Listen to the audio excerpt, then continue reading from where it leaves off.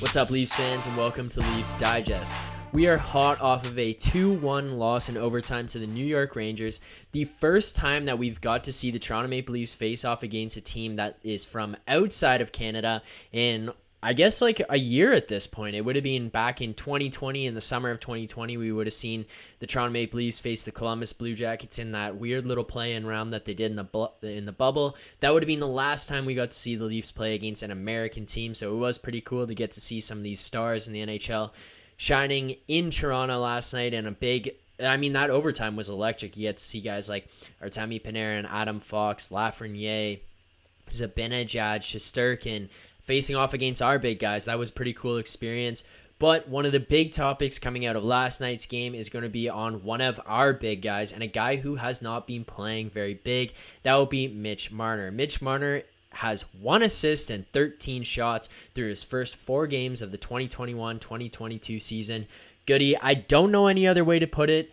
Mitch Marner has been a guy who has been getting ridden on by the fan base here in Toronto, a guy who we were demanding to be shipped out the door during the summer after his abysmal playoff round last year. 4 games into this season, 1 assist from Mitch Marner. Is it time to press the panic button on Mitch Marner and his time in Toronto? The latter half of that sentence, I wouldn't press the panic button on Mitch Marner as a player. He will be great, but his time in Toronto, yeah, we're starting to see an interesting situation where like we're turning him into Ben Simmons almost, where, obviously you need to pick up the slack yourself as a professional, but the fans just absolutely beating you down time after time. And you're still young. You got all these expectations. Like, we're literally going to run this man out of the city. And we already know that his family situation, right? He gets a lot of ego boost from his dad, who's speaking out about why wasn't he considered for captain. Apparently his parents are both crazy hockey parents. But that's pretty personal. We won't dive into there with Marner. I'm just saying he's got an inflated ego. Yeah. And you talking to me a little bit before we went on air about how he's carrying himself in interviews now. And that to me is a little bit concerning, because I'm confident he's going to figure it out. It's just going to be a matter of, is he willing to do it for the Maple Leafs? Because the skill's there. I don't think you're going to take it away from him. It's been there his whole career.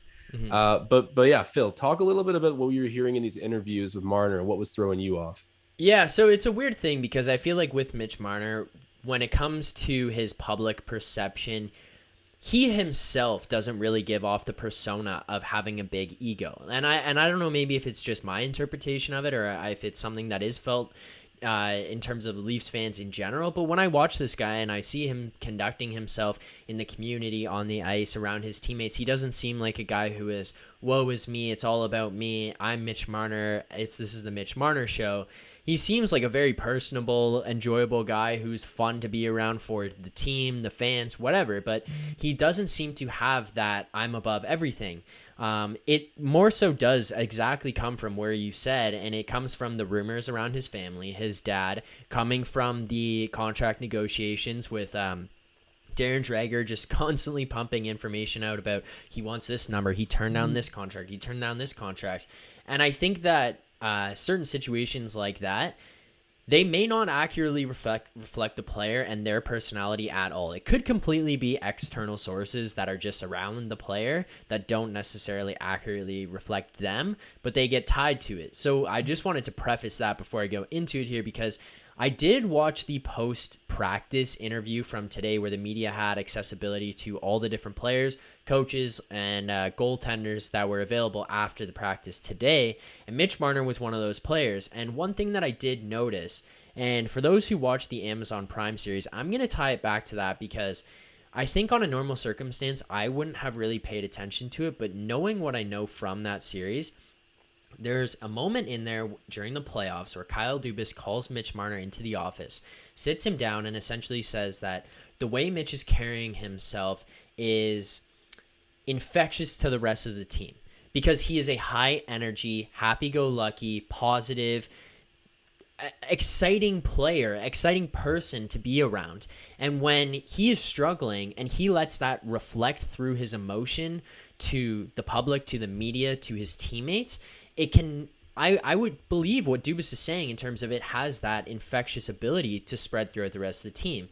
And thinking about that, if you go and watch his post-practice interview today, when he's answering some of these questions, you kind of get to see that from him where he seems a little bit down, a little bit defensive answering questions, shaking things off and not giving these like happier answers. And now I'm not saying that a guy has to go up there and pretend to not be how he's truly feeling. If you're feeling like crap, then you're feeling like crap. And I get it.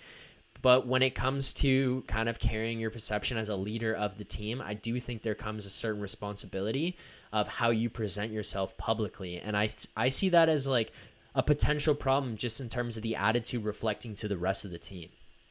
Well, and leadership's been a key issue for us. It's never been the skill or the the staff around the team. That's always been A1. Yeah. But yeah, it's the leadership and our young guys stepping up, and Marner hasn't done that for us in the playoffs. So to see it kind of, this is what makes it tough playing in Toronto. And you normally talk about it a lot more with goaltenders because that's a completely mental game for the most part. But I'm going to link this back to Ben Simmons. I'm sorry to be bringing this into basketball, but the city of Philadelphia is not easy on their athletes. And I'd argue they're a basketball city. You got Villanova right down there. Mm-hmm. And they were giving it to Ben Simmons and holding him accountable, but to a point where it was pretty aggressive. And I have no doubt. I mean, I literally saw it firsthand. People were just berating Marner, and that's not what you need. And at the end of the day, when you're getting paid that much too, you should be able to work through it. But I don't blame him for being a little bit distressed at the moment and looking down. But I also do think, all right, you got your line mate back right now. Clean slate, fresh season, back to normal NHL rules. You got sort of a breath of fresh air ahead of you. Mm-hmm. Go into this and prove yourself. Like, I'm not writing him off yet at all. Yeah. But definitely this is a key turning point for Marner because Matthews is back in the lineup. The excuses are running thin. So we'll see what happens. And if they can't get it going, maybe we'll see him play with Johnny T. And if that too is like under delivering, then yeah, maybe you have a situation where the Leafs start looking at what's on the table. But I don't even want to think that far because giving up a player like that, you never want to do it. Yeah. Well, I think part of it, like, I don't want to, kind of goes into what you're saying about like the fan base getting on him and stuff and like how he would probably react to that. And I think like, I don't want to diminish mental health in any capacity here. And that's not what I'm trying to say. Because I understand, like, even professional athletes, no matter how much they're getting paid, they're going to experience it just like anyone else would. But this guy is definitely very hard on himself. You can see that happening. When you look at his stats, and I even tied it back to last season, you want to include last season, including the end of the regular season, the playoffs, and the beginning of this season, Mitch Marner hasn't scored a goal in 13 games. He hasn't scored a goal, like, he's not primarily a goal scorer. That being said, not being able to see the puck go in the net off of your stick is something that can really start to haunt you, especially as a guy who scores a lot of points. So for him, 13 games, 2 regular season games to finish last season, the 7 playoff games, and now 4 games through the regular season, the beginning of the regular season here. It's something where it's going to be in his own mind of like, what am I doing wrong? What am I doing wrong? Now you wake up every day and the media is asking you questions. It is on Twitter. It's on Instagram. People are texting you. People are calling you. Family and friends are trying to find out if you're okay. And now you have it all over your social media. It's going to be something that's just going to attack you from all angles because regardless of if you're in your own head or not, and if the fan base is on you, that's going to be difficult. And if the fan base leaves you alone, but you're in your own head, it's hard there. The point that I'm trying to get to here is essentially, though, he is paid $10.9 million here. And it is his responsibility at some point to move past that and start to perform to his salary. Because at some point, like right now, I personally think that his contract is the worst one on the Leafs. You can look around and have some discrepancies with certain ones, but we've said Nylander, we think we're getting every single penny's worth from him. Austin Matthews, I would not ever look at him and say, wow, he doesn't deserve that much money. Tavares, I can understand how some people think it was an overpayment. Yeah. That being said, he took less to come to Toronto, and he's been a point-per-game player since he's been here. Well, he also don't worry about the demeanor. If he was, and to be honest, he is slumping right now, and we don't see it really visibly affect him. He's still leading by example and seems to be pretty level-headed. Whereas, Marner, he seems to be getting really just looks dejected a little bit. Yeah, I agree with that. And you know what's interesting, Phil? I mean, I guess this might border on the unprofessional to say on a podcast, but we're fan angle here. So I'm just going to say it. I have a friend who knows someone close in Marner's circle. And it got back to me that apparently at the beginning of things here, him and Matthews were not really friends. Like this was a very much so fabricated image kind of put on because they were making their debut seasons together. And I could see that. I could honestly see that a little bit. I think that when guys like Marlowe and Thornton came to the team, it sort of brought everyone together and just some age and being around each other. They're definitely friends at this point, but I don't think it was always smooth sailing between those two. So I don't think you would even see a situation where Austin Matthews sticks his neck out for Mitch. And I don't know if maybe this is making it harder for Marner, who maybe doesn't feel as connected with the other star on the other team. This is wild speculation. I'm just saying that I don't think there's a world where Matthews steps up and vetoes this. I think that if Marner's playing bad enough, the Leafs will evaluate their options because you can't keep going back to this every single year. It's the last dance. Yeah, there we go. The last dance reference. They said it themselves. The only like thing that I think really stands out when he goes through situations like this too is like you start looking around the league at contract comparables. You've got guys like Nikita Kucherov sitting there at 9.5 mil AAV. Guess what? He signed the exact same year Mitch Marner did. You know who else signed that year? Mikko Rantanen, 9.25 AAV. It's just like, well, look at a guy like Braden Point. Yeah, it's like, and it's just like God. You start comparing those and you're like, it's just hard because you look at regular season success. Yeah, he's there. He's top 5 in league scoring. But then you go to the playoffs where it actually counts. All those other guys perform. Yeah, Colorado didn't win. They didn't advance on. But Mikko Rantanen did play very well. You go to Tampa with your Kucherov and your Braden Point, and they're playing. They're the best players in the NHL. Like, they're putting up points, scoring goals, setting records over there in Tampa. And then you've got Mitch Marner, who just goes ghost for the playoffs. And now it's carried on to the regular season. It's something that the fan base is going to get on him. Overall, though, I genuinely think that, which is a tough thing to say, especially considering he started the season with John Tavares, so it's not like he was lacking star talent alongside him, and he is a 11 almost $1 million player, which he should be able to generate stuff on his own. I think it's going to pick up now that Austin Matthews is back into this lineup. I think so too. And go ahead. I just think it's something that we don't need to panic about. I understand the frustration from Leafs Nation, and I feel it too. I can't disagree with that, and I'm not sitting here saying you shouldn't feel that because I do feel it. It's frustrating watching him on the ice. It's frustrating watching him skate to the ice like a peewee kid who just missed on a breakaway because he lost the puck. Like, these are things that it gets annoying because you're like, if you were 12 years old, sure, but you're in the NHL, man. Like, carry yourself a little better. But I do think it's going to get better. When you have a guy like Austin Matthews ripping around the ice like he did last night, with even just that tiny little bit of rust on him of just coming off a wrist injury, like, this guy is a premier shooter and he's coming off a wrist surgery. It's understandable and foreseeable to see him with a little bit of like that couple inches off the net each time he's shooting one-timers and these snapshots.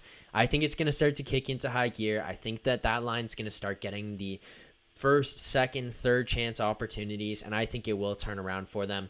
If it doesn't within like the next 10 games, then sound the alarms because we've got a huge problem. But I do think it's going to turn around, so I don't know if it's really time to panic yet. But what do you even do then? Like 10 games from now, and it's just as bad, if not worse. Do you just sell at the all-time low, or do you just tough it out? This way you trust that he'll recover. You just put all the names of all the forwards in a hat, and you just draw out of the hat, and then that's whatever order it comes out, those are your lines, and you just figure it out from there, and you just start throwing the lines in a blender until it works. Because what the hell do you do if a $10.9 million player is like 5 points through 10 games? Like, what are you going to trade him? Because he's gonna go down the street and he's gonna put up 100 points for another team, and we're gonna have gotten like Smarties for him.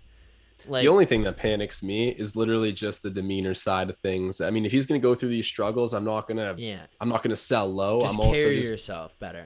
Yeah. Just wear it. Go out there, man up about it. I mean, like Ben Simmons, I'll bring it up again. That's an example of exactly what not to do. And thankfully Marner doesn't seem to be going down that path, but he's infectious. Like you said, I can definitely tell he's all over the ice. He seems like a talkative guy when things are going well. So I just want to see some more positive output from him around the locker room and then on the ice as well. But that first line in general, man, Nick Ritchie needs to figure it out. I mean, Zach Hyman definitely would have likely gotten a couple more points to Marner's name by now than Nick Ritchie has. It's just been terrible watching him play. Like Marner needs to play with speed with the way he finds you out there. And Nick Mhm. Ritchie's got cement in his skates. Like I saw it in one of our comments. It's true. Yeah. I just think like at that point though, you have a $10.9 million player and an $11 million player. They shouldn't necessarily be relying on that winger I to agree. generate it for them. So I don't know. I get what you're saying. I just think like it's one of those ones where see how this plays out, give them some time because realistically, have they got that much of an opportunity to play with Matthews yet? Either of them this year? Nick Ritchie, this is like the first time he's seen Matthews and like played with Matthews, right? So like I think that if we can give him some sort of adjustment period to get used to playing with Matthews, I do think it'll start to sort itself out there. I don't disagree with what you're saying in terms of like he Yeah. does seem behind the play right now, but I think part of it just comes from you're playing with these incredible talents. You got to get used to what they bring, how they play, the way they think because it is new, it is very fast, it is very skilled, and it's very very creative. Yeah, that's fair enough. That's fair enough. I just think I look at Nick Ritchie ending up here in the first place and the Bruins letting him walk. I Yeah. I don't know. I won't harp on it too long. I just feel like, maybe I am tempering my expectations of him. And third line at this point looks really good for him, but I'm not going to stand there on that point all year and act like we should do that. So we'll see. We'll see. I'm praying for the first line though, Philly, praying for them.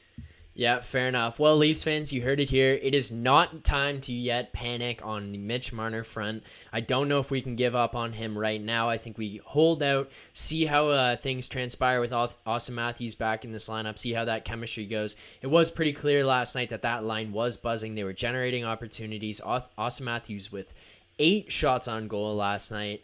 Just ridiculous that how intense, how exciting he was to watch out on the ice. So we're not going to panic yet. But I will tell you to panic if you have not yet subscribed to our channel.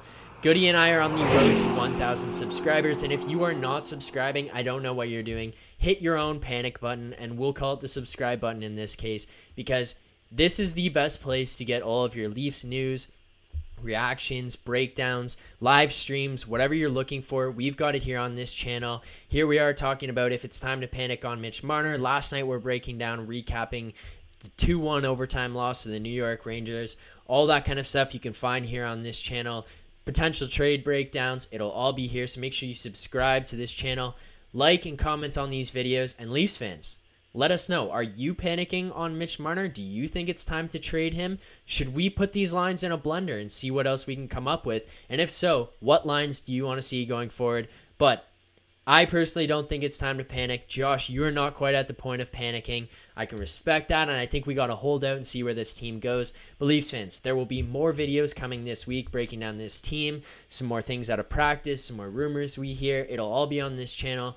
Most importantly, though, we will see you guys for the next game, Friday, 6 p.m. against the San Jose Sharks. We'll see you guys then. Keep believing. Signing off.